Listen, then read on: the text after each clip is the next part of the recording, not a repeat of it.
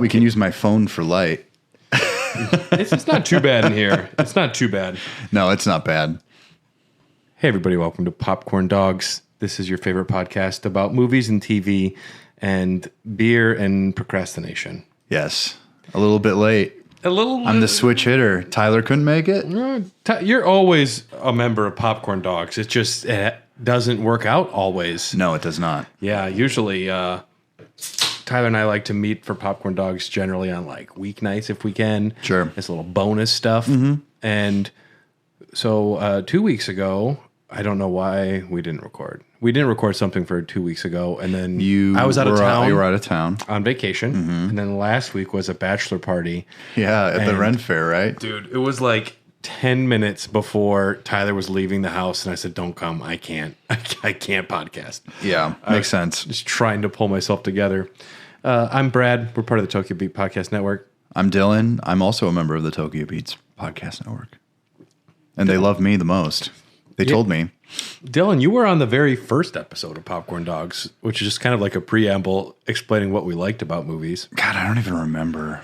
We pretty much just shot the shit. Yeah, I mean, I definitely don't have any recollection. It's not as if these all fade together, but at a certain point, the backlog becomes so huge, I have no distinct memories of them. We're almost at 100 raw dogs altogether because there's about 10 Patreon ones bouncing around. So we're at about 100. Wow. Holy plus, shit. Plus, we did 40 dog casts probably together.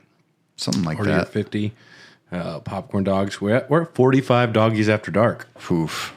Yeah, wow. That's a monstrous amount. That is. Of just really drunk debauchery. Some more embarrassing than the others. I don't know. I've never listened to them. I have. They're actually pretty fun. Some of them are great, I'm sure. Yeah. I don't know, though. Oh. I don't listen to myself generally after the fact. I don't really. I've gotten into the habit of doing it just to see the quality control or whatever, or to see if I get too drunk. That era seems to have gone away, so I'm glad for that, but it's always still a possibility. So, because now it's you guys being like, "Oh, I'm so hungover," and then I come in and I'm like, "Hey guys, how's it going?" I'm generally not too bad. No. Tyler is the Tyler gets whipped up these days. It's not a broken record, but he's just generally like, "Oh." Well, he's a swinging single. What can we say? When I was a single man, I was probably out a little bit later. I was, but now I'm like, well, it's almost 9 o'clock. We better watch an episode of Succession and go to bed. Yeah, that's about me. Yeah. So before we get started, anything you've been watching that no spoilers, but fun things you'd recommend or quick thoughts on? I finally got around to Peacemaker. Peacemaker. It's really fucking good. It's a great show. It's wonderful. Yeah. I loved the entire thing. I'm like, holy shit, James Gunn should just do more TV directing. It's about modern American ideals. You finish the whole thing? Yeah. Dude, when it's revealed who his father is and all that, I'm like, oh, it's just hits so good. Yeah. Yeah. I do love, I think James Gunn is a really fantastic visual director and also draws characters very well. I do still think that he uses nostalgic music way too much as a crutch. I think it works very well in some movies sometimes. But we'll see what happens. I think when he is fully in charge of, the new Superman and overseeing the DCU. I mean, he already is. Well, I think once he starts releasing his own things, as the controlling creative force, I think that'll be toned down quite a bit. Yeah. Hopefully, I don't want it to be Guardians of the Galaxy every fucking movie. Which I could use another The Suicide Squad. I loved that movie. Yeah, it was very good. Mm-hmm. I love James Gunn has a certain love and affection for the heroes and villains that nobody knows or cares about. I mean, Joss Whedon, eat your heart out. He does team dynamics better than anyone. Yeah. Yeah. Yeah. And just we're fighting a starfish. I'm totally into that. Well, Starro is an actual... Yeah, and the polka dot guy, when they were like late at night when they're going to the campfire and he's just like playing with his polka dots. I'm like, this is some weird fun shit. He's got to expel them. I love it. Yeah. Yeah. Everything is his mom. Such a funny bit. And at the end, the starfish is his mom. Yeah. He forces his mom to collapse on him. It's perfect. I don't know, like a movie of that. Well, I think if you really look into the Suicide Squad, I think that was really full of jabs at Marvel. Yeah.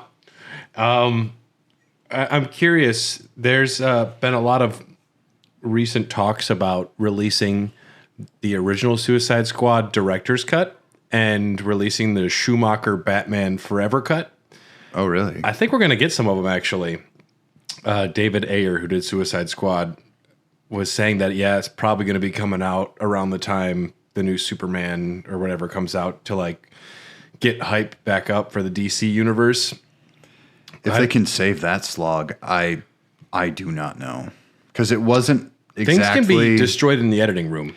I know, but even the way it was all shot and kind of put together, I don't really have much confidence by way of writing anyway. The plot itself was fine, but all the stuff with the integrated universe that didn't really exist yet, like Jared Leto's Joker, I hate Jared Leto. Yeah. I really do not like Jared Leto. I love Tron. I love Tron Legacy. I will not see Tron 3 because it's starring Jared Leto. I'm like, I'm not going to go fucking spend money on that. He's a cult leader, for Christ's sake. He's a cult leader and a pedophile, and for some reason, he still gets roles. I did watch Morbius for free at home in the background, and it was even worse than I could have imagined. That's my favorite movie, though. Morbius is, very good movie. Fuck the good, the bad, and the ugly in Porco Rosso. Let's go with Morbius. Man, we should rank the Miyazaki films sometimes. We'd have to see The Boy and the Heron first. Yeah, let's mention that. When was the last time you've ever heard of the answer is never, but a major filmmaker who is nearing retirement, who's coming out of retirement multiple times, releases what could be their very last film? Imagine if Tarantino... This one is. Imagine if Tarantino just all of a sudden, like, no announcement, like 2 days before it comes out, like, hey, my last movie's coming out. No trailer, no promotional materials, just go see it. I think it's so baller that they did. I honestly think that's my words are slurring. This is my first beer. No, you sound great. No, but I'm tripping up. What's really interesting about it is that I think it's perfect marketing. I'm going to see this no matter what. Yeah. This man can exist on name alone. If you even go into like a mall these days and you go to, what's that place? Treasure Hunt, Tree Box, Tree House. Any of the knick-knack paddywhack there's like the mall on Mayfair. It's in several places, and it's got all these kitschy kind of Disney / Ghibli / Naruto / Dragon Ball. Anything really. It's like the new, like, more refined Hot Box Topic. Lunch. That's what it's called. Yeah, it's Hot Topic without the black. Yeah, without the Black Sabbath t-shirts. I'm so excited for this. I will see this in theaters. I don't like theaters, but I will not wait to see this. Will not wait. Will not compromise. Wait. No, because I waited a long time to see the newest One Piece movie, and it's like the best thing in the world to me at this moment. And it's like Jordan and mine's favorite movie. That's not the live action. No, that's going to be a show. And that supposedly looks pretty good from what you were saying, right? Like, it actually looks hopeful. It looks hopeful because the first teasers were... I have an issue that it's live action in general. It's ostensibly a story about a lot of cartoon characters on a voyage together. And I think you can do that. I just don't see the purpose of doing that. Yeah. The story's already told in 2 different forms. Yeah. There's already a show. Yeah. The show's already there. I don't like the show at all. Yeah. Because I think the animation is so poor quality, except for like the recent episodes. Holy shit. Actually, they got Warner Brothers in. I wish I had an eye for animation. It's one of those things, the more you take in, like, the more you see it. I'll send you clips because they hired WB Studios to co-do this. Spoiler alerts. You probably don't care. It's One Piece. So One Piece has a power scaling system for the main character, Luffy. Okay. And he's gone to gear 4, which is like his highest like shit he's ever done. He basically becomes like this hyper condensed rubber man that can overheat and do anything he wants. Okay. And in a recent fight, not in the comics, but whatever, he gains this ability to warp reality itself. It turns out he's not a rubber man. He's like a cartoon man. Okay. So he's Bugs Bunny. He essentially becomes Bugs He has Bunny. hammer space. But he can also transform the world around him to meet that kind of expectation. So he's altering reality basically through his own joy. As long as it's not another multiverse. It's not. It's not at all. Okay. But that animation was stellar, and I wish the whole thing could look like that. It's not going to. But I don't know. The live action show looks good. I trust a lot of these actors, actually. I think that they're to portray these characters realistically. Yeah. Because they make live action stuff of anime all the time in Japan, and it's all bad. Yeah. I've never really seen a good one unless it's a recreation of a movie, and even then, what's the point in that? Yeah. Because animation always will look better, no matter what, unless you did a bad job. But I think it's like when Taika Waititi talks about making the Akira movie or series. It's just stupid. Why would you want to build on that? I know that he wants to do things that were in the manga and that were not in the film. There's some cool stuff. And I used to just have blind trust in Taika. I have very cautious trust in Taika these days. I think he also is someone who has crutches people are getting a little wary of. Yep. I think that his Star Wars movie that they were like so gung-ho about, they've started walking back, just like the fucking Dan Weiss and David Benioff from Game of Thrones were given a fucking Star Wars trilogy. And they fucked it up in one fell swoop. And then after 1/2 season of Game of Thrones, they haven't worked since. They have like a new Netflix series, which is about like time travel or something coming out.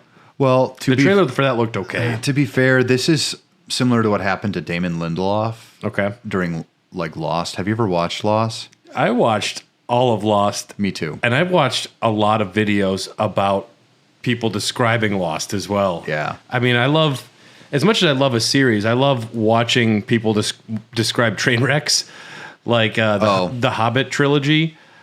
Lindsay Ellis has such a good 3-part series on YouTube. Oh, really? Just breaking into it and involving like the I actors. have seen that. It's very good. She's an awesome. I normally don't love like video essays because they're always telling me the same shit I already know. Yep. She's actually like awesome. So yeah. I recommend her. There's my recommendation for the day. The Hobbit, An Unexpected Journey was fine. I actually thought it was okay. And even the second one had redeeming qualities. Third one was almost all bad. Yeah. But, I mean, it's still at the end of the day, bad Peter Jackson is still good. It's just not great. They really wanted to make this whole thing a cinematic universe, as you could see from the Rings of Power, which was, guess who's talking about that anymore? Did you watch the whole season? No.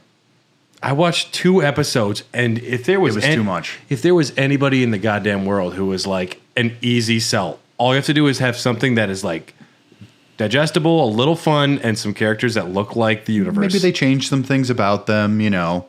That's fine.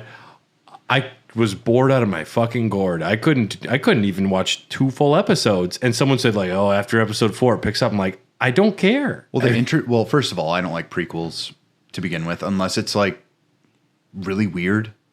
That's why I like the Star Wars prequels, like the new because it's Bayonetta. like I'm like, how do you get from this to this? Like that's the weird part about it. They're supposed to be doing like an old empire, like not old, like 1,000 years before High Republic. The High Republic. Oh no, the Old Republic or whatever it is. The stuff like way before episode. Well, 1. I mean, there's a game about it too, but they're gonna retcon it, canon it. I don't have much trust in them. The Ahsoka show's coming out though, and who doggy, I have not been more excited for a season of Star Wars anything. Since Mandalorian season 2. I have watched bits of the Clone Wars. Never saw, what was it, Rebels? Rebels is amazing. I watched a 25-minute, like, everything you need to know before Ahsoka thing. And I didn't pay enough attention, so I kind of stopped. But I want to. But there is, 200 episodes between all of that, which is canon in this current Star Wars. Yeah. And Ahsoka looks good. It sounds like Hayden Christensen is in the show, at least through voice, and I love that. He's going to be a Force ghost because this takes place after Return of the Jedi. So it can be actual Hayden Christensen Force ghost now, because we've gone through the Return of the Jedi. Yeah. We've all, the letdown has already kind of simmered on seeing Sebastian Stan removed. I have a feeling that so many people have not seen their confrontation. Not Sebastian Stan, whatever his name is. It might be Sebastian Stan. I'm getting confused with the Winter Soldier. Sorry. Oh, they wanted him to be Luke Skywalker in The Mandalorian. He should have. Instead of that CG weirdness. Yeah. Yeah. Would have been great. He actually looks very close to Sebastian Shaw. I forget the name of the actor when they took off Vader's helmet, but whatever his name is. Yeah. Sebastian Shaw is a member of the Hellfire Club in X-Men. Oh. So it might be the same. I don't know. Yeah, speaking of MCU, Carly and I watched Secret Invasion. Oh, no.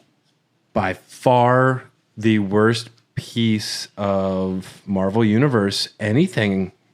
I could almost... It was worse than anything else we've ever seen. So I've heard a lot of bad press about this. Yeah. Is it just mellow, or is it just total gobbledygook garbage? What's the other actor's name that's not Samuel L. Jackson? He played Krennic in Rogue One. He's such a great villain, I know. Ready Player One. His name is... I feel horrible forgetting his name. No, it's okay. He's a character actor. He wants to disappear into his roles. He's so good in everything I've ever seen. And you have Samuel L. Jackson. He plays one of the Skrulls, right? Yeah, he is the one from Captain Marvel. Right. He is like the number 2 actor in the show. And there are scenes with him and Samuel L. Jackson that are the most boring scenes I've ever seen. I keep wanting to say Mads Mikkelsen, but that's the other guy in it. Yeah. I mean, there's not one moment where characters are talking where I was interested or involved. Oh. There's maybe one piece of action where that was fun. Really? And then out of nowhere, spoiler warning. I don't care. I've read all of them. Not for you. I'm not going to watch it. It's for everybody else. But at this point, everyone has seen pictures of Emilia Clarke with Drax's arm. Yeah. Which Drax's arm is tattoos. That's not like that. Those are tattoos he has, right? Yeah. So the DNA from Drax shouldn't give her Drax's tattoos. Why did they choose a member of the Guardians of the Galaxy? Well, she got like 30 different DNAs. Oh. So she has Groot DNA, but it's not even just Avengers. They also have like the lava monsters from Iron Man 3. They have the Extremis. They have like the frost giants somehow. Extremis is not about whatever. I forget them all, but Extremis is a drug. That at that point was the finale was the only part where I was like, it was raised up to 3, my interest meter out of 10. So it could have just been one episode, and maybe you would have been interested. Even one feature film, it's not. Or great. a 1 hour long special. And it was bad. So the Secret Invasion in Marvel Comics is that the Skrull invasion started happening around the time of the first disassembling of the Avengers, and during Civil War, they were basically integrating themselves into the Marvel universe as everyone was fighting each other. So yeah, and there was a lot of them. Oh, there's a shitload of them. Spider-Woman was a Skrull. Who else was a fucking Skrull? Man, 15-year-old me would be so fucking pissed at myself. Bigger name heroes, though. There were some. Not what you think, really. Well, in this show, it was Rhodey. It was Rhodey. That doesn't make any fucking sense. Not with the death of Tony Stark or anything. They seem to be setting it up like it was after Vision shot him. But also there was a scene where he bleeds during the Thanos fight. And his blood's not the right color. And there's a lot of different things now. This is also comic books 101. Retconning has to happen when you have something running for so long. Yeah. It's the only way to create intrigue. Otherwise, characters can't evolve past things. I mean, there are ways you could just have, I don't know, Iron Man's assistant, I forget his name, Jon Favreau. Like, have one of those like Happy. side background characters be Skrulls. The assistants to the heroes. You could get away with that so much easier than Pepper could have been a Skrull. Pepper Potts. No one cares about Pepper Potts. No one gives a shit. Pepper fucking Potts. Everyone just sees, well, I mean, Gwyneth Paltrow is beautiful, but all I see now is goop. Yeah. Not literal goop. I think she's still a beautiful woman, but she's full of shit. Oh, man. She's a huckster. She is tricking people into not getting proper care and spending money on things they don't need. Holistic care can pair. American politics. Well, here's the thing. Holistic care can pair with the other shit you're doing too. But that can't be your only answer. Good old-fashioned medicine. Yeah, Jesus. I mean, there's stuff even I do that's kind of holistic. Like gnawing on garlic when you've got a sore throat. That's good, though. Yeah. It releases like, it helps your throat. It does a lot of shit. Yeah. I gnaw on a piece of garlic. I gnaw on a piece of ginger. I love it. Yeah. But yeah, I think they should have done something different. They could have made this a series of movies and actually integrated things. And if that's what Marvel's known for, Yeah. they were just reaching at straws. How can we make this work? This is a name that people have seen before. The problem is the Disney Plus model. They need shows coming out weekly to maintain memberships when this is clearly They just started raising their prices, by the way. Well, I get it free with my Verizon. Oh, nice. Well, But lucky Brad. this is clearly a made-for-TV Disney original movie scenario. Do that with Armor Wars. Do that. WandaVision I loved. Loki was good. I loved Loki. I thought Loki was a little long in the tooth, but mostly great. I thought they were doing kind of a Doctor Who send-up for a little while. So that's what I actually liked about it. I would have liked that more. It is kind of one, but they also integrate. But the fact that it's all, I mean, everything's about the multiverse at this point, and the fact that so many stories I had written when I was like 23 or whatever were all multiverse and like time loop focused. Now it's just become such a hack thing to do in storytelling. Yeah, it's an excuse to just do whatever the hell you want.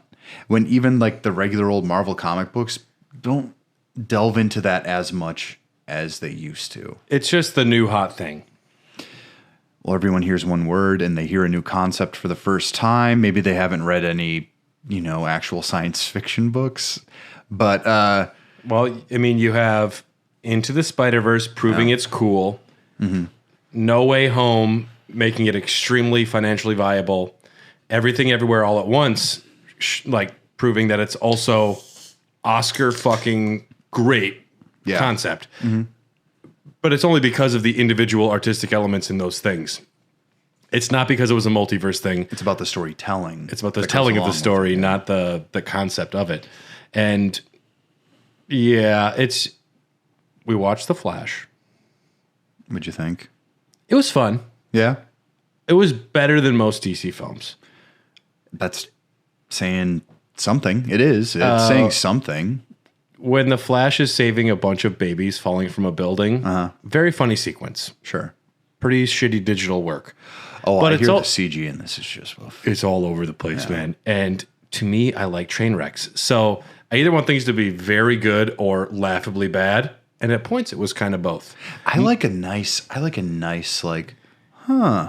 once in a while, like, okay.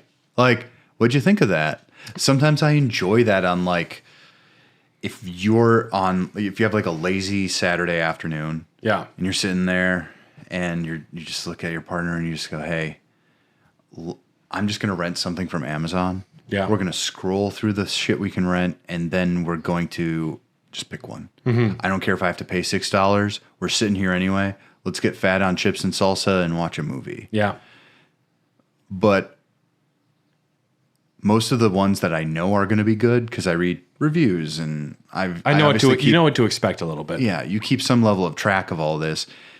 I have to be like prepared for them. And if someone tells me, "Oh, you got to be emotionally prepared for this," then I'm like, oh, I have to set aside a special time for this because I might like cry I might like. Yeah. The first time I watched Room, I was recommended Room starring Brie Larson. A movie where Brie Larson is actually very good. No, she's a great actress. It's just she doesn't want to be Captain Marvel. She shouldn't have been in the MCU.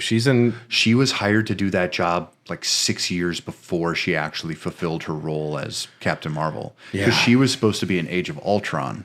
Oh, really? Yes. And they just kept pushing her movie off. And by that point, she didn't want to. Can you imagine, though? Like, it feels like Jennifer Lawrence with Mystique. Explain. Elaborate. She wasn't hot shit before she got the role. And then she was signed to a contract. Signed to a contract, and then she had to keep being this role. Yeah. When really, truly, Mystique is not like a fabulous character. I don't even love Jennifer Lawrence's portrayal of Mystique any more than Rebecca Romaine Stamos's. They're both fine. But well, literally, she's just a blue naked woman. I love that performance. But Jennifer Lawrence, though, she has a few like flippant, like I'm a silly, like young person things. But that's fine too. When I heard Michael Fassbender and James McAvoy. Oh, first of all, they do a lot of heavy lifting. In those first films. of all, that is by far and large, First Class is the best portrayal of the X-Men I've ever seen. I love those costumes. Yeah, their costumes at Final Fight.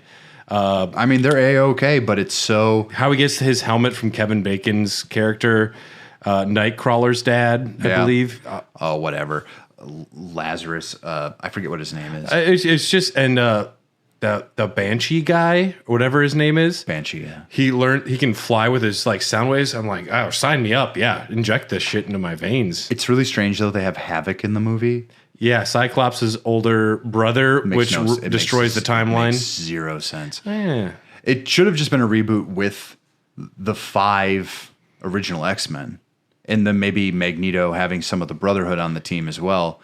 But they wanted to somehow tie it to the other movies. Which they didn't need to. Days of Future Past was okay. I liked Days of Future Past. I thought it was fine, but I could have taken First Class 2 just as easily, maybe more. And then they got to, what was it, X3? Apocalypse. Apocalypse. It goes then up from Apocalypse. It's Dark Phoenix. Oh God, yeah, I forgot. They made that.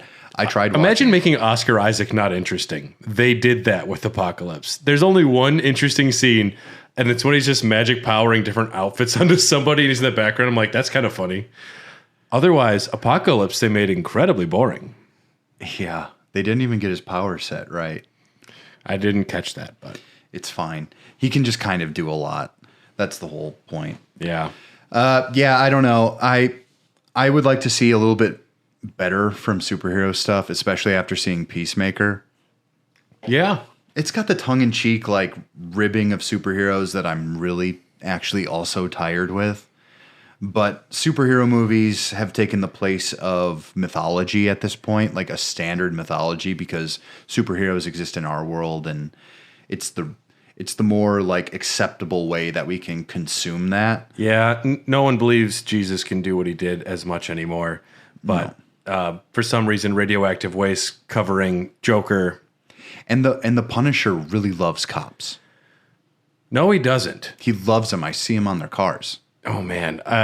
Jonathan Bernal has made statements. He's like, you asshats, that's not what this character's about. He kills anyone. Yeah.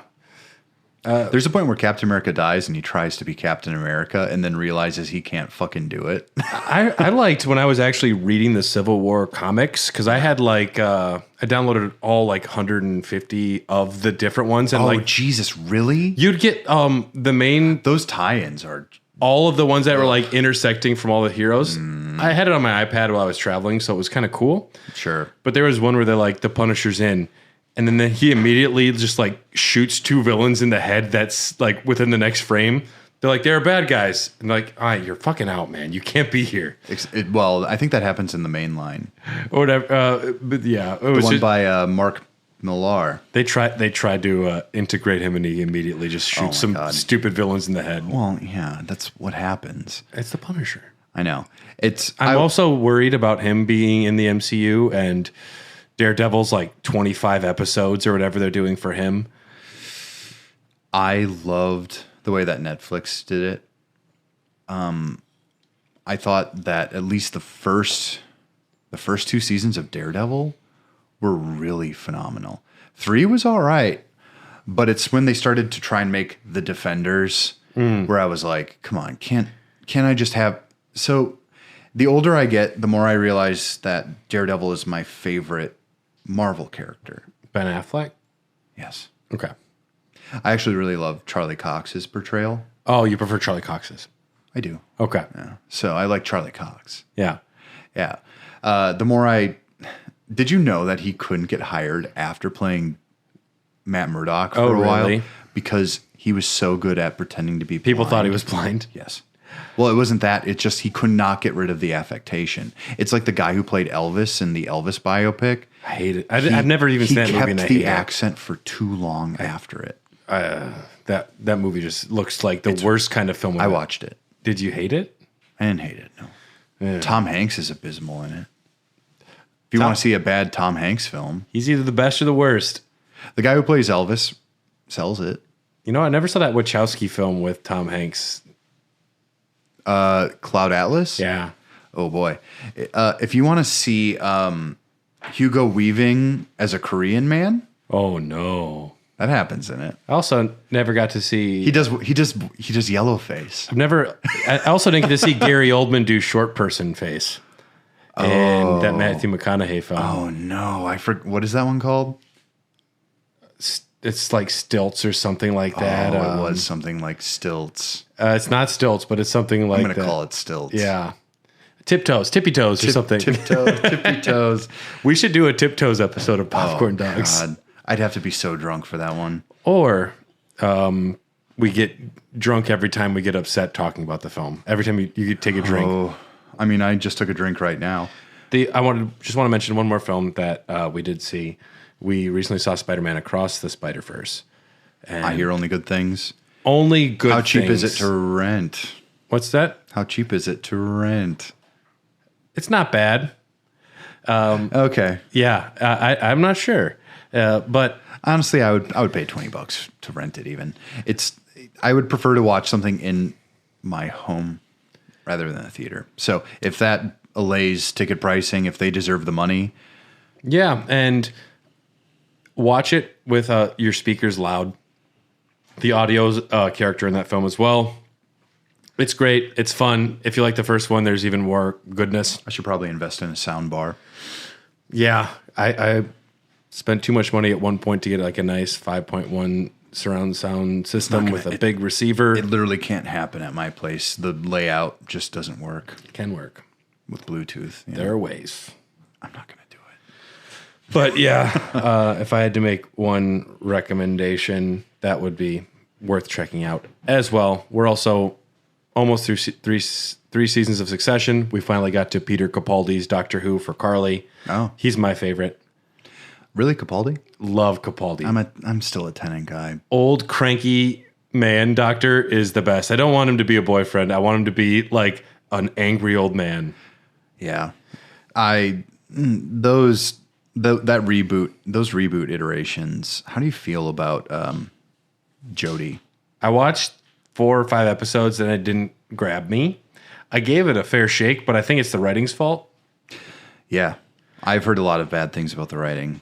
I want to give it another... It seems like they're dumbing down the sci-fi a little.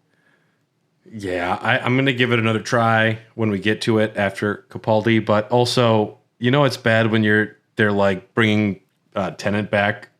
Happy to see Tennant again. Mm-hmm. And they're also bringing Wilfred back before he passed away. Really? Yeah. They're bringing him back? Super old guy.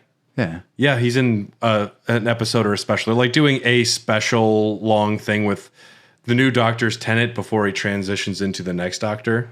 Oh. So Tennant will be the Doctor again for like a movie or something. Oh. I know. It doesn't taste right, but also I'm fine. I like David Tennant. I haven't seen Good Omens 2 yet, but I like David Tennant, so that's fine. I didn't really like Good Omens. I like Good Omens. It's fine. I guess that's maybe the Catholic school kid in me who I picked up on like a lot of references. It was it was like a Spider-Man person watching Into the Spider-Verse. Well, I grew up Catholic too, man. We're in the same boat. I know all that shit. You got off the ark way before I did. I know the Book of Revelations like the back of my fucking hand. Love Midnight Mass. The Fall of the House of Usher had some images released, and I'm very excited for that movie. Really? Yep. Although Mike Flanagan's already talking shit about Netflix before it's came out, but hey, they kind of deserve it.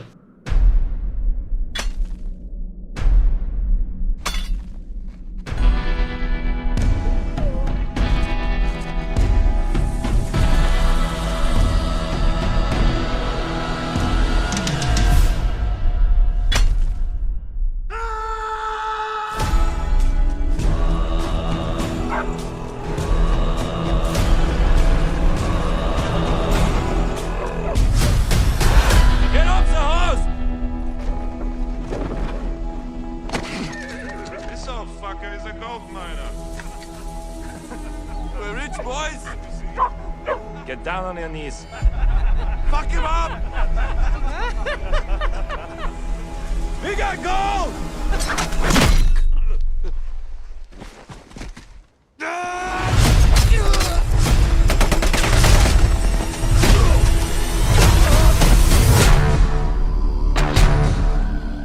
He was a Finnish commando, lost his home and his family in the war. He became a one-man death squad.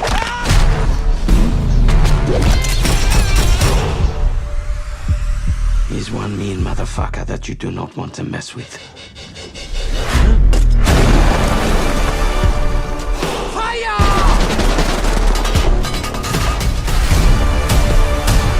You'll see what happens when you take everything from him.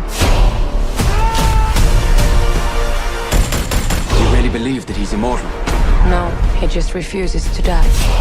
How many mines did we bury here? All of them. You? And you?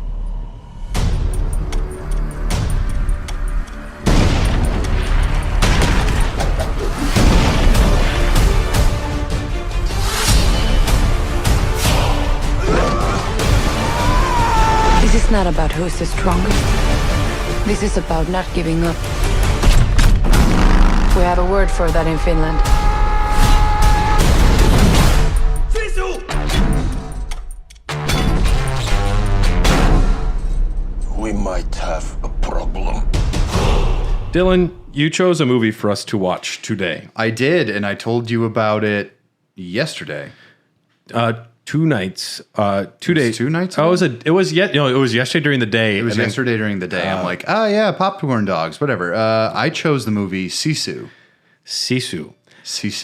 And Carly and I watched it last night. Yes. And why did you choose Sisu? I loved it. It is a ostensibly it's a World War II Western with a chapter setting. It plays almost like a Tarantino movie in a lot of ways, but Tarantino also borrowed that from older Westerns as well. Mm-hmm. So I just love Westerns in general. I like intrigue. I like moments of silence and weirdness, and I like just absorbing what I'm seeing. Silent protagonists. Silent until the end. Yeah. I love this movie. I think killing Nazis is hella cool. Despite modern American ideals. Nazism has always been in our blood, unfortunately. There's been, unfortunately, a rise lately. So it's good to be reminded killing Nazis are bad people. You know, in L.A., they actually built a special place for Hitler in the early 1940s for when he took over. Oh, yeah? Yeah. Bad people, and agreed. They're with zombies as very killable. There's only been a few sympathetic zombies. And the only sympathetic Nazis are the ones that are undercover trying to kill Hitler, like Tom Cruise and Valkyrie. Well, it's also the ones who literally don't have a choice, or else their families get killed. Yeah. At that point, none of us can say we wouldn't. But Jojo Rabbit. Yeah. Yep. Essentially. It's all, yeah. I loved this movie. I love that main actor. I don't remember his name. His name is Jorma Tommia. He's good. His joy, his elation, and into his staunch, like, I'm going to kill you type of face is so good. Yeah, a very Finnish film. Oh, yeah. It's mostly not in Finnish. This Sisu came out, was debuted September 9th of last year in 2022 at the Toronto International Film Festival, was released in Finland January 7th of this year, came out in the United States April 28th. It's got a runtime of 91 minutes. It's mostly English. The Nazis speak English, and they're almost all of who you're going to hear speaking outside of some captured women. And budget of about... I don't know. I can hear dogs talk, so... You speak dog? Like, it's my special D&D skill. Oh, okay. It's the only skill I got. So are you like a tiefling, or who can understand beast language? It's a low-level spell. Some people can. What is Martin saying? It's not a dog. Dang, you're good. You are good. I doubted him for a while, folks, but it is true. Martin is a cat. I understand my dog Emma pretty well. Your new dog, Emma. Your old new dog. New old dog. She might as well have been mine for like the past year anyway. Yeah. Let's be clear. I'm her owner, step owner. Now owner. Jordan says, "Oh, you're just her owner." I'm like, I like step owner. It makes me feel like I've been through the ringer a few times. It makes me feel like, oh, I can finally treat something the way they're meant to be treated. It's more caring to be a step. It is. This film cost roughly $6.5 million domestic box office. It made $7.265 in America, worldwide box office of $13 million. Profitable film. Also made on the cheap. That is a cheap film. Still cannot see how they got away with Most people could not get away with that. It doesn't look like a $6.5 million movie. Until the CGI happens. The CGI looks mostly great. It's believable. I thought it looked acceptable. I didn't like the airplane. That's my only complaint. Yeah, that's where they were stretching it a little bit. Mostly, though, it's a film with strikingly simple and beautiful set pieces. We're by a lake. We're by a decrepit gas station. And a lot of it is we have an open road and things happen with these characters in this situation. Now, you mentioned Western, like World War Western. To me, this is Inglourious Basterds, John Wick, Rambo. Very much the tone was not what I expected. It's got a little bit of First Blood in there. It's got the one guy going on a killing rampage. John Wick is, despite its over-the-topness, still grounded very much in realism, whereas Inglourious Basterds... I mean, kind of. The original one is. It's grounded... The first one. It's grounded in real action. I mean, yes, they have bulletproof jackets in the later ones, but still the action, it's in camera. Yeah. It looks great. Inglourious Basterds is a fairy tale novel, Western. This is somewhere in the middle. Like we were talking about films that are either like very like campy or like sharp and serious. And this one is tiptoeing a line. A line that is very hard to tiptoe. There's one spot where I was like shaking my head. I'm like, not believable. And it still worked. I was still like, this is all really fun. Like, I fucking... Was it when he was underwater? Yeah. That was it. Okay. That was it. Because everything up till then could have just been over the... Like, a little extreme, but still, like, kind of in the realm of... I accept it. I had to look up if that was actually possible. Probably. And someone to a said... small degree. And someone said... Like, they asked a scientist, and the scientist was like, I guess technically... That scientist was super upset about that question. But it's also like, he literally, like, cuts open their necks and then takes, like, their breath from them. Sucks the breath out of their cut esophagus. It's really good, though. And at that point, I could see it being a turnoff for some people. Yeah. We were on the ride, and we were excited. So it was fine, but that's the point where it is no longer in realism. It is almost in tongue-in-cheek making fun of over the top, but such well-conceived action that I'm along. All right, you're holding your gold mining shield. Yeah. Everything from your dick down is exposed to bullets from a tank. And there's such thing as like the character armor. It's the same thing with Captain America. Like my other thing is that the way I still relate this to Westerns is that Westerns don't portray things realistically unless we're talking like Deadwood. Yeah. Where like a shot will actually like kill you because you'll die from infection rather than actually like dying right away. Yeah. Because if it's the 1800s, before 1865, they didn't when they had like tools that they would use to like saw people's limbs off, they didn't disinfect it. They only found that out during the Civil War. So like 1865 at the earliest. When I read the Indifferent Stars Above about the Donner Party, and they talk about the doctors who they'd run into, and they showed their pricing of the doctor's pricing for everything, which is cut this off, cut that off, cut that off. It's like, because that's what you got. Yeah. Otherwise you get gangrenous and you die. Yeah. And this also kind of falls in line with the storytelling from anything from my favorite movies, like The Good, the Bad, and the Ugly. Yeah. I love the Fistful of Dollars trilogy in general. I love extremely simple premises. And that's maybe why, I mean, I don't know if they compared it to John Wick in one of the trailers, but they might as well have. They showed the dog. And it almost just seemed like a little bit of a tee up. And I feel like there was a trailer that said the dog lives. There might have. There might have been, because I think it's very important to people. And I even told you, like right away, because Jordan has such a problem with dogs dying in cinema, even if it's so fake. When John Wick's dog died, she cried. Oh, that was a bad one. That was rough. Theon Greyjoy beating a puppy is not okay. They got to give him a good guy role. They gave him Theon. I mean, a guy who wasn't a merciless bastard who you may or may not forgive later. Yeah. I think that's not here nor there. But it's also like, I mean, I don't consider that a redemption, but he does generally end up on the good side of things. Yeah. But I also think that like this movie is in the style of probably a 60s Western. It actually feels like a Fistful of Dollars or a Hang 'em High in the way that it's realistic, that the main character does stuff and maybe physics aren't exactly like realistic, but it's not like we're watching Band of Brothers. We're watching a different portrayal of war.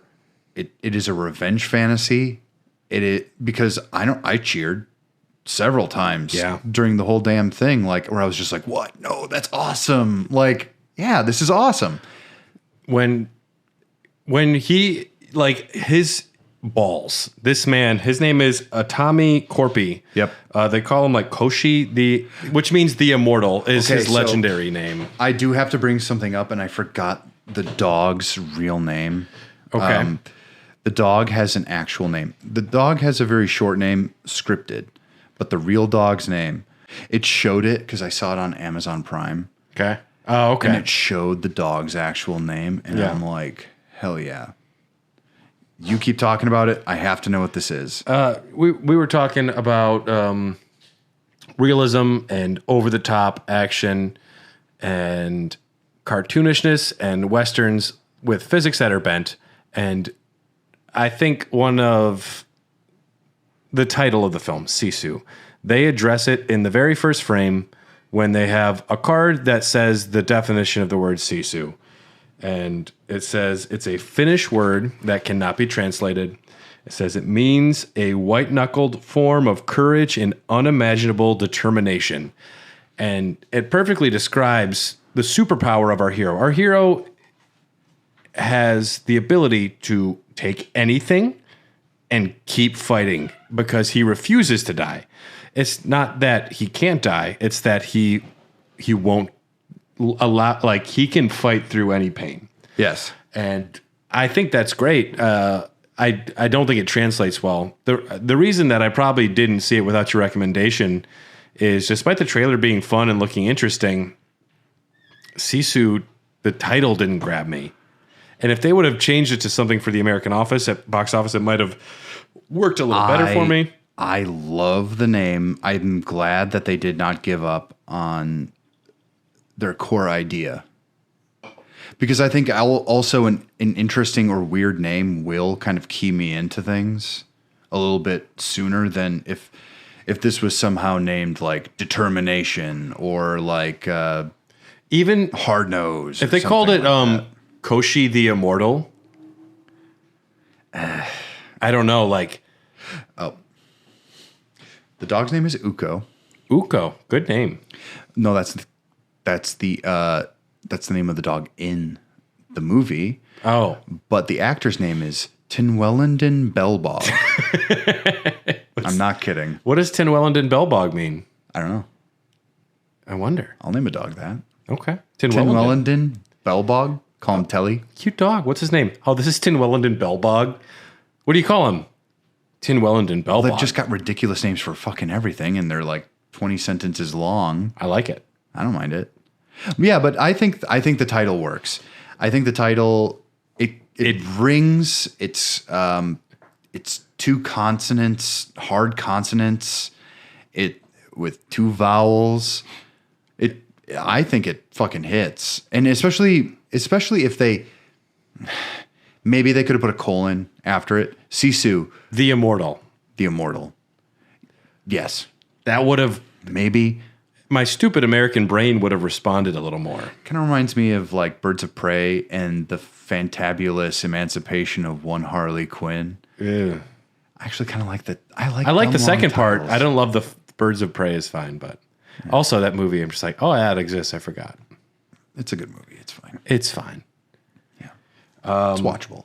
This movie is directed by Jalmari Helander. Now what do we know him for? He has made 2 feature films before. In 2010, he made Rare Exports, A Christmas Tale. It's starring both Tommy, the main actor from this, as well as his son, who played like Nazi number 3, who had the burnt face, who was like the tank pilot. Oh, I thought he was interesting. Yep, that's the actor's son. They play a father and son, and it's set in Finland. It's a Finnish film, and it's a horror fantasy action film about Santa Claus. I might watch that. It sounds so cool. I might watch I that. watched the trailer, and someone accidentally blows up part of a mountain, and they find Santa's like tortured corpse, but it's still alive, and they try and sell and blackmail people, and Santa kind of wakes up. Oh shit! And it turns into like a horror film, I guess. Maybe there was a reason he was buried all along. I was like, this sounds really fun, and I think it kind of shows where Sisu is too, where it's action but comedy. This is definitely you laugh a lot in this movie. You do, yeah, and it's almost out of surprise. It's more or less like when you're watching a horror movie, the kills. Like you're watching Jason go to work in this movie in a lot of ways. The only reason you watch Jason movies are for Jason's kills. Well, you're not interested in the characters, really. Oh, look at these teenagers. I wonder if they're going to have anything interesting to say. I just don't like them because they had premarital sex, which I never did. Ooh, but I like Rob Zombie. I do too. Yeah.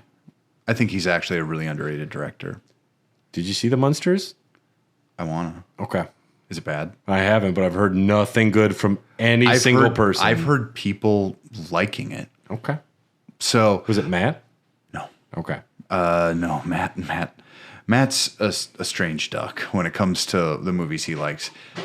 Kind of on the line, but also sometimes he'll veer completely off. So he made Rare Exports. Then in 2014, he made Big Game, which had a budget of $10 million, the most expensive film ever produced in Finland to today. And starring Samuel L. Jackson. What? And the main actor's son from Rare Exports. His name is Oni Tomila. Air Force One is shot down by terrorists, leaving the president stranded in the wilderness of Finland. So it's Samuel L. Jackson and a Finnish boy having to fight off terrorists to escape a forest. Which kind of reminded me of that New Zealand film, Hunt for the Wilder People. Mm. Yeah, a boy and a reluctant older figure, but the movie didn't make money. So this was the first film he's made since then. How long ago was the other one? Big Game was 2014. He was supposed to direct something else in 2020, but COVID shot it in the foot. So that's how kept, Sisu happened. And what if... Okay, so I would also say that this kind of borders on being kind of an arty film as well. Like there are moments, artistically. of course. Yeah, in the early parts, I'm like, holy shit, when do we get to the motorcycle shit? But it's also like, you've got to wait for that buildup because the buildup is what's important. You have to spend time observing this guy, really trying to figure out what he is before you really see who he is as like a human being. And I think the way this is shot, I don't know who the cinematographer is. Wonderful shots. And I mean, it doesn't hurt that they're in fucking Finland and they've got those rolling hills. Yeah. And that it's kind of bleak. It reminds me of Death Stranding quite a bit. Sure, I can see that. Yeah. I would actually say the only thing I didn't like about this movie is the way the action was shot. When it gets to a lot of the close, like, hand-to-hand stuff, shaky. It's just way too much cutting. Yeah. But it's also how you hide that our actor is fairly old. He looks perfect.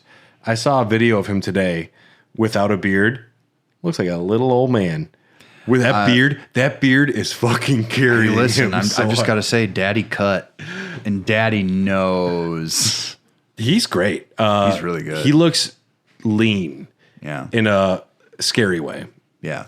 Okay, so our hero, he starts off, he's a gold miner, and there's a war going on around him. He says, he's done with it. He doesn't care. Literally, the opening credits are scorched earth policy. Scorched earth policy, whatever. But it also says our hero has had enough of all of it.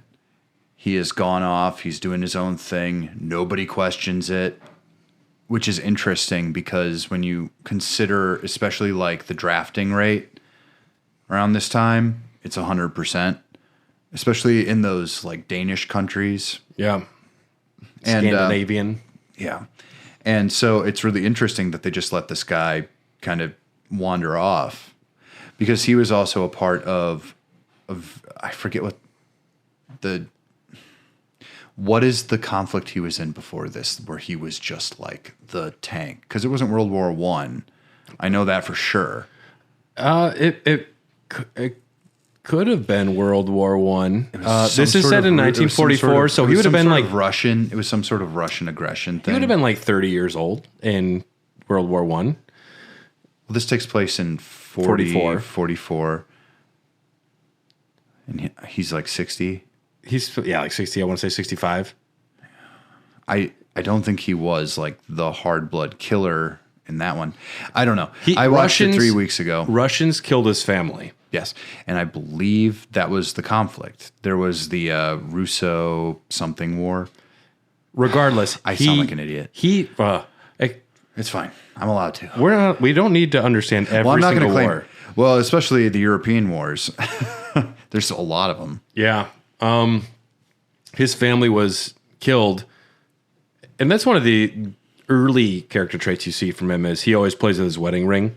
So you know she's not around. No. And you know that he still thinks about her and cares about her. His family's gone, but you see him just gold mining and he finds this. And then most of the trailers I saw, it's like, you struck gold, but you're 563 miles from the nearest bank. So the whole point of the film is he just wants to get that gold to the bank. Yeah. I mean, that is straightforward. That is kind of the long and short of it, but it's also... That's the joke of it. It's the joke of it. It is kind of the joke. Yeah. Because it's like, the end is fucked with him. Yeah. Yep.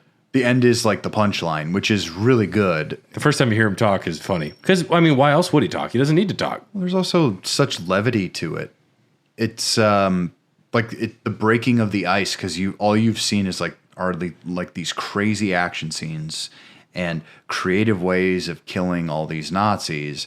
And you realize what kind of like a devastating killer he is, but you also realize that he's also a very tortured individual who also went like, if you had just let me leave with my gold, none of this would have happened. Yep. You wouldn't have touched him. He wouldn't have even cared. If they had just passed him on that road, the whole plot wouldn't have happened. It's slow burn. He gets his gold. It's a big moment. And then he passes a Nazi convoy. He's about to get shot by a character named the Wolf. And Bruno, the lead Nazi, says, don't do it. He's going to die anyway. Not the Wolf. His name is just Wolf. That's his last name. It's Wolf. Wolf. Mm-hmm. And then the next... And he's like the sergeant, I think. Bruno? Or Wolf? Wolf. Yeah. The command. Bruno's commander. Bruno is in charge, and then Wolf is second in command. Yeah. So that makes sense. Yeah. The next Nazis try and fuck with him. He stabs him through the head. He takes him down pretty quick. And that... Hold on. Breaking news. We've got a silver alert. Oh, yes. Someone was on foot. That's old. He's black, short, balding hair. So me. Clothing, blue button-down shirt. So you. Yeah. Stripes and tan shorts. Brad, why didn't you tell It's a Dylan alert. Never mind. I thought that was funny. And I'm technically immortal, so I am kind of old. If the film was called Dylan the Immortal, oh yeah, I would have watched it. That would be messed up. I have a feeling after the first 100 years, I would just go bonkers. Yeah. Okay. Now I'm thinking about being immortal. That's a podcast. So me and my coworker, we were working on a panel in a basement, and it was a finished basement. So the young boy had his 10 friends over, and they were just talking about stupid shit. They're like, yeah, you think a miscarriage is bad? My friend lost their finger. And we were like geeking out because everything they were saying was so dumb. Mm-hmm. And one of them was like, you know what would really suck? Being immortal. Because how could you even have friends? I was like, what are you guys talking about? That kid is wiser than he looks. That's actually pretty good. My mom had a miscarriage. That's what they're just like. Me and Kale were just laughing because they did not know we were working in the room next to them. Really? And they were just doing full young boy How old talk. are these kids? 10. 10? They were talking about things they did not understand. It was so funny. Oh, I remember talking about shit I didn't understand. Yeah. Yep. Been watching a lot of Skinemax. So the tank turns around and they come after him. They start shooting. The first thing that takes Atami down, however you say his name, I'm going to say Atami. Atmi. Atami? Atmi. Atmi? Mm-hmm. Atmi. His horse goes over a fucking landmine. Boom. And that horse. It's fucked jellies. Up. Oh. It's that part's brutal. I don't like seeing horses die. No one told me the horse dies. Yeah. It's but like, sure, we care about dogs, but I also like horses. I really like horses. Yeah. The horse Nobody dies. told me. No. Hashtag the dog lives. Hashtag the horse dies. And then the tank rolls up and they see him on the ground, like trying to pick up his gold. And they just let him keep picking it up. And he doesn't say anything or look worried. He just keeps picking up all of his gold. Well, this just shows that they like playing with their food. They're kind of being supervillains. They like playing with their food. It also shows Atmi doesn't fucking care. He doesn't look scared once. He just keeps doing what he does. At the very end, he picks up a rock. And they're getting ready to shoot him. He throws the rock at a landmine in front of him and just fucking disappears. Great. And then you're like, oh, and then they shoot into it. And then he throws a landmine he could find into a dude's head. At that point, I was very on board. And then they start sending more people to run in. He gets away, and he's hiding behind this vehicle. And they're all of a sudden next to him, and he comes to, and there's dogs now. Mm-hmm. And Carly's like, get some gasoline on there. Like, you got to stab that gas tank. Mm-hmm. Sure enough. He rolls into Carly knew that? Carly called it. I was holy shit. I was blown away. Carly's a stone cold killer. Turns out if Carly was in World War II fighting Nazis, it could have been a shorter war. I'll take her over you by my side. Me too. Yeah. I can't because I'm not in that debate. I'd take her over you. Well, yeah, that's fine. Unless it's about sick video game podcasts. Well, I mean, like in battle. In battle, I'd take Carly. Yeah. Yeah. Because she can heal my wounds with gasoline. I take one Carly over 10 Dylans. Oh, come on. You know I'd be good. But not 10 not 10 of you for one Carly, maybe. Maybe 10 of you over one mini Carly. I'm not sure how well Jordan would do because she's diabetic. So I might leave her at home. More like kill-a-betic when she got out there. Kilobetic. I'm going to tell her that. That's awesome. But he covers himself in gasoline. And as long as she's got insulin. They sick the dogs on him, and the first thing he does is light himself on fire, which mostly I think is just to scare the dogs away from him. And he jumps in the water. Yeah, it is. And then he jumps in the water to extinguish it. But he knows that if he coats himself thinly with it, then that's not actually going to burn him right away. Yeah. Because he's wearing heavier equipment. But it's also fucking what? Yeah. They catch him and they hang him a little bit later because they get his dog and attach dynamite to him after the hole. He swims underwater and cuts throats and stuff.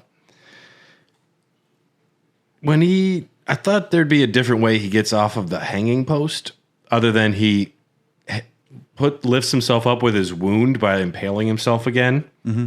Which is actually cool because then it keeps him from actually hanging. He can breathe. He doesn't want to die.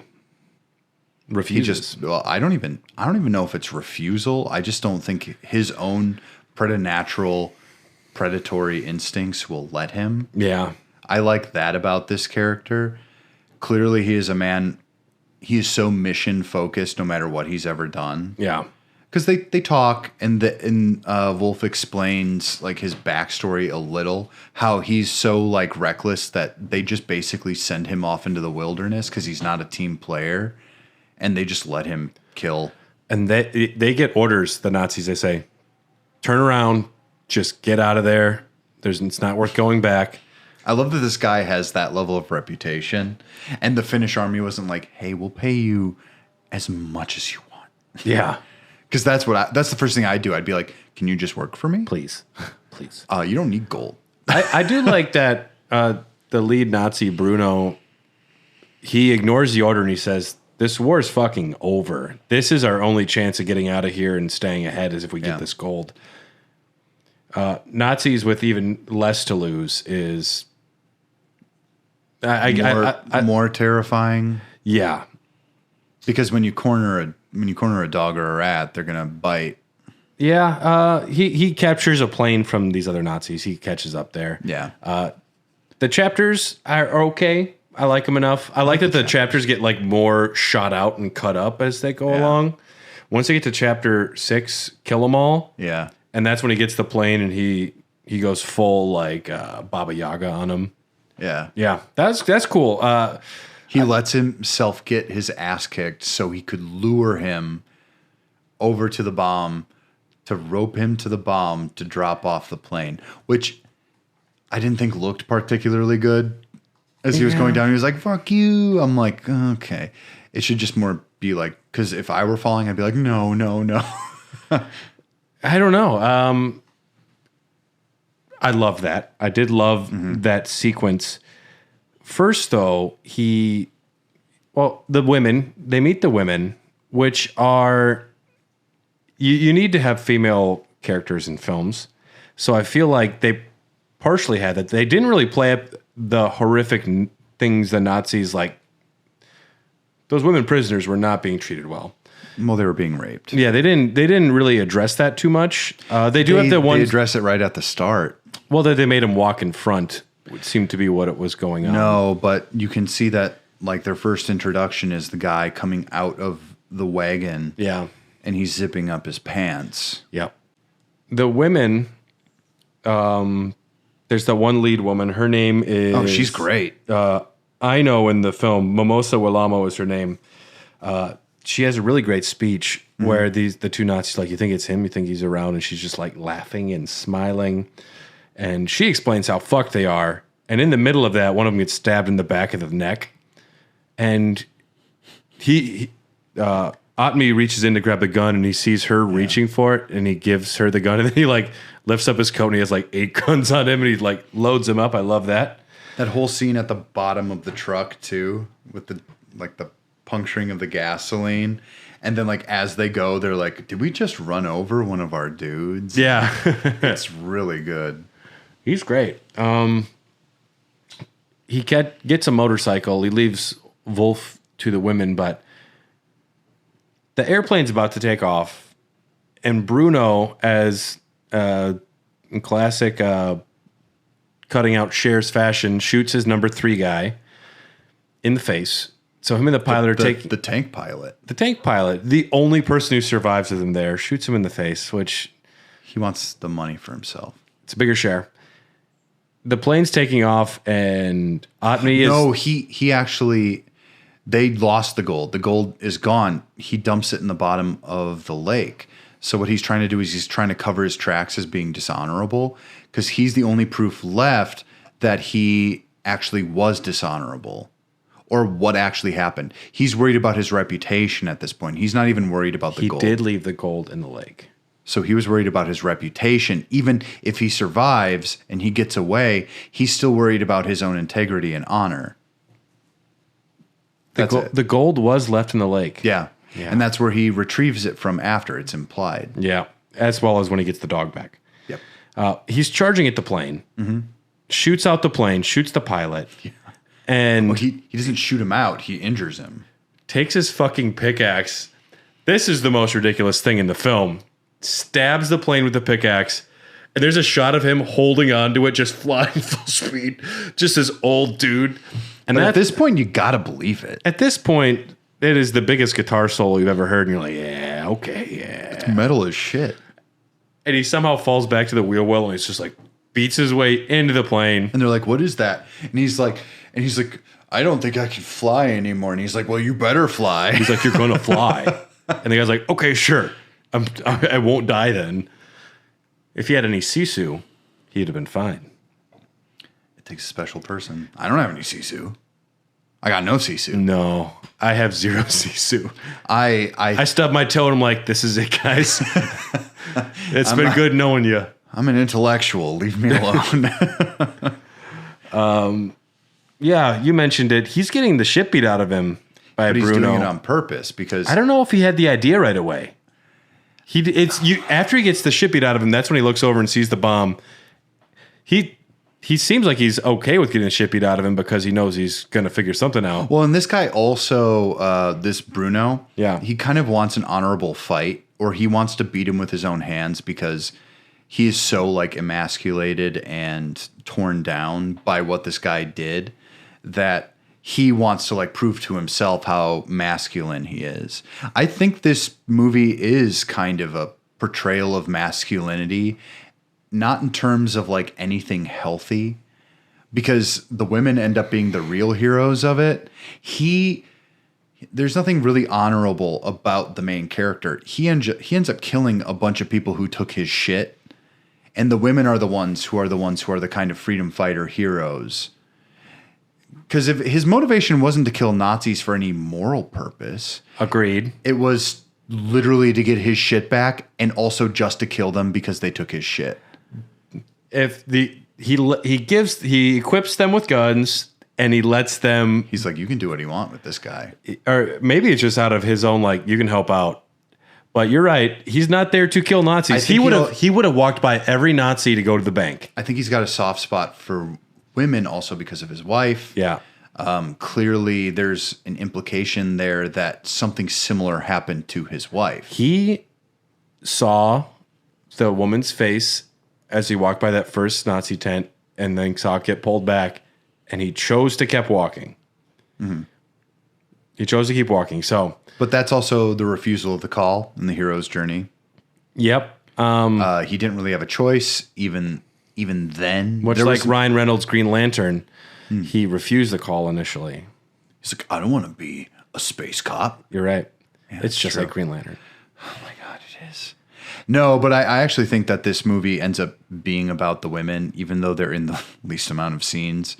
I think this movie is more about them because at the end of the day, it's about them showing up to the Finnish army and being like, oh, so we got this guy. It's not about the women. Where's the They rest have some really great scenes, but it's about me. It's about. But it's about action. But he's also really not a hero. He is generally he's a protagonist. No, he's a hero. It's just he's got not the best motivations. He is not a good guy, but he is a.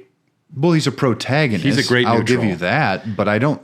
I think that all of this is literally just like, you fucked with me too far, and now my rage is all I have. That is all you need to be a hero. I mean, if you're the Hulk, I guess. Yeah, it's but a even loose the term. Hulk stories about controlling your rage. I will say when the women abandoned the tank just so they could walk out of the smoke in slow motion, I cringed a little bit. It's a kind of Marvel Endgame, like, and it's making fun of Hollywood. I get it. I see what they're up to, but I'm also like, I guess we're not going by real good logic anyways, because I would have just, it's not for us. That's the one thing I can say.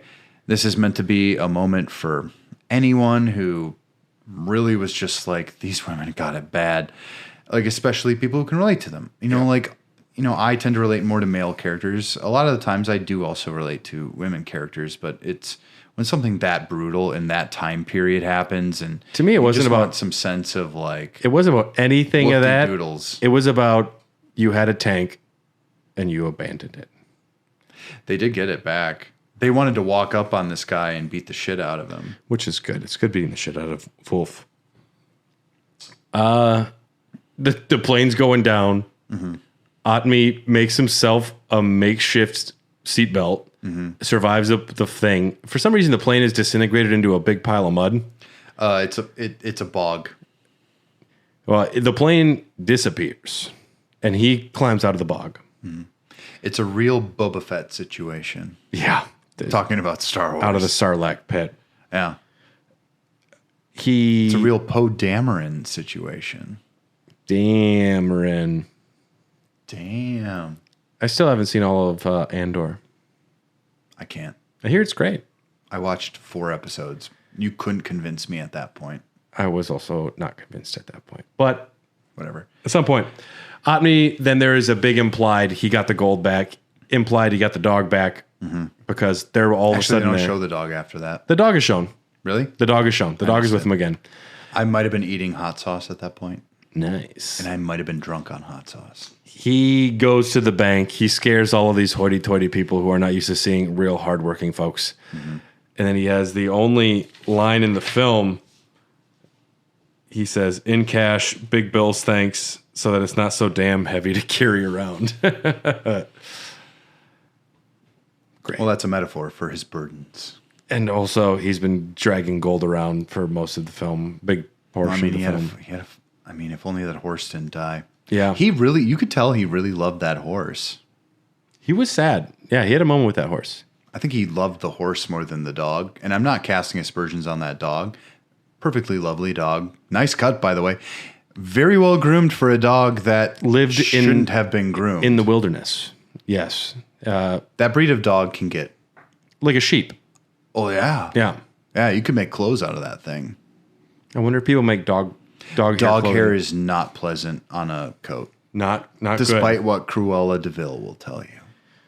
Which was actually a pretty good movie. I have no sympathy for someone who eventually tries to skin puppies. Cruella was a good film. I didn't want to like it. I cannot do it.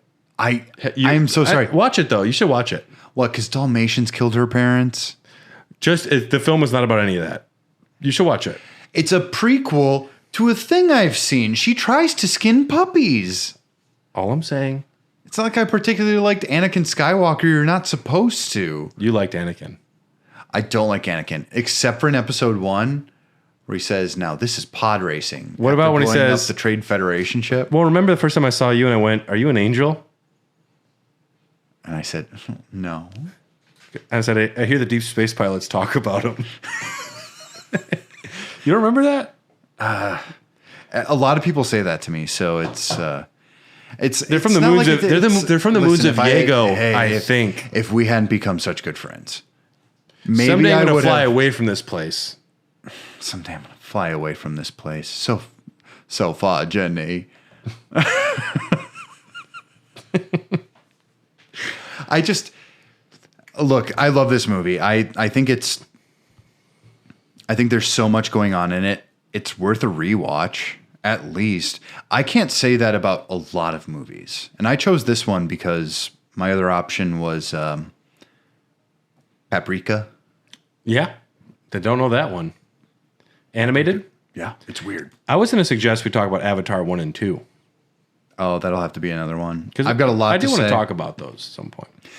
What I will do is I will actually, myself, go through the trouble of creating pages and pages of research about the lore of it, much like Dom did for Albert Wesker. That was intense. I know a lot about Awa now. I read the comics. Well, I know the chosen one is Sigourney Weaver. She's not the chosen one. She's kind of like a prophet. Okay. She's like a seer. I thought Sisu was great. I thought it was a lot of fun. I would definitely watch it again.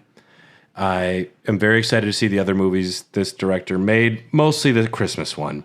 I would watch the Samuel L. Jackson one as well, but mostly I want to watch fucking Rare Exports, which sounds... I watched the trailer too, and it looks and just seems like a great film.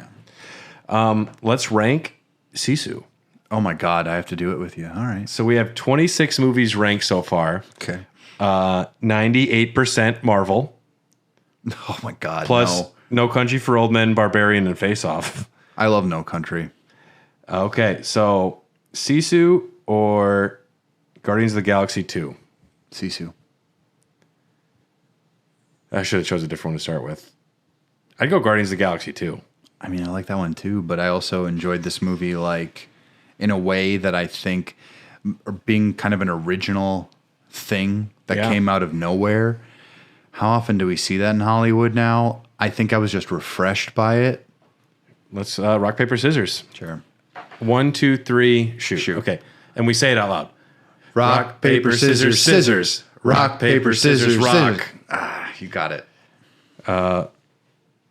Spider-Man Homecoming or Sisu? Sisu. I would go Sisu as well. Okay.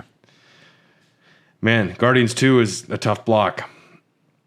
Sisu is number 13 so far. Guardians 2 is so much about like the excellence of found family. Even though the first one is finding it, this one is about like maintaining it and like friendship. Growing it. Yeah. Emotional Because film. literally like it's about daddy issues. So, yeah. Our number one film on Popcorn Dogs thus far is No Country for Old Men. That totally deserves it. Yeah. It's a movie I think about probably once a week. Sometimes these rankings, there should be a day where we do a Doggies After Dark with both this and the video game rankings where each of us can choose like 2 movies or 2 games and we'll do a re-ranking of them to just kind of like, there are some things that maybe shouldn't be so high or low and we could rebalance it a little bit. I'm thinking we do Doritos flavors one day. Rank the Doritos flavors? Oh, yeah, of course. They've got new flavors now. They've got the late night loaded taco.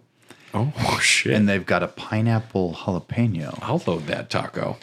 There's also tangy ketchup and hot mustard. I like tangy ketchup flavored things. I think it's gone now. Too late. Damn. I had the hot mustard flavor. They have Mountain Dew hot ketchup now. This has been Popcorn Dogs. Okay. We are part of the Tokyo Pete Podcast Network. Special thanks to our executive producers, Ryan Christianick, Jordan Hoff, Phil Wright, Kip Kipperson, Kip Kipperoo, and Brian Ward. Thank you so much for your continued support. We love and appreciate you. If you want access to these episodes well in advance, because this episode will be available to our Patreon members for about a year before you're hearing about it, which is why you might be confused when we're talking about what just came out or what we've been watching, because this has been out to Patreon members for a while. Check out patreon.com/hairofthedogcast. And yeah, we're on Facebook and Instagram and Threads and Blue Sky. I think almost all of it's bullshit, but we like talking with fans or people that are listeners anyways. You don't have to be a fan to listen, and we would like to talk with you. Follow me if you like art at Demons Draw Dylan. Very on good. Instagram. It's all I've got. Sometimes I don't show everything I do, but sometimes I like to throw some shit out there. So, and it's always good. Sometimes. I like to post the stuff that's mediocre too. Keeps me honest. I mean, people are still talking about Shuffley from way long ago. That was drawn on my phone. And it was that good. Shuffley. High concept. He was a little anti-Semitic. He's the guy in Castlevania who hides the meats. In the walls. Bradley Cooper was trending because never mind. We will see everybody next time. Thank you. Love you. Bye-bye.